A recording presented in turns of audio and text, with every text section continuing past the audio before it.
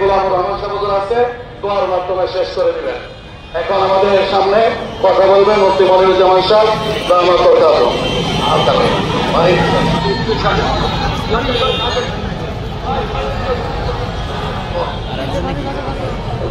একটু 2 মিনিটের আগে হুজুরের আগে আমাদের রিজওয়ান রফিক সাহেব দামাত বরকাতুহু হযরত আছেন, হযরত একটু কথা বলুন।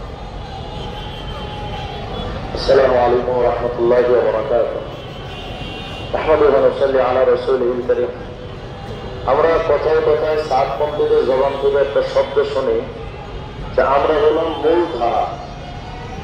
আমার বক্তব্য হলো মৌলানা ইলিয়াস রহমতুল্লাহ কোনদিন কারোর উপরে কি মাথায় বাড়ি মেরেছিলেন? তাহলে যারা আজকে আলেমদের উপরে টর্চার করে বোঝা গেল এরা মূল ধারা নয়, ভুল ধারা। দ্বিতীয়ত কথা হলো গতকালকে রিপোর্ট আসছে এই সাতপন্থীরা ইসরায়েলের দালাল। সুতরাং ইসরায়েলের দালালদের আমাদের তাবলীগ জামাতকে টানা হেঁচড়া করতে আর কোনো সুযোগ দেওয়া যাবে না। मरते हटेंगे मैदान में आए तो कुछ करके हटेंगे एक फिदाकार है सो पर भिडारी इस कथरत आकाश से ना करके हटेंगे। আমাদেরকে 50,000 ভয় দেখাও আর 5 লক্ষ 5 কোটির ভয়ে মুসলমান পায় না। যারা রক্ত দিতে চায় তারা রক্ত মুখেও খায়।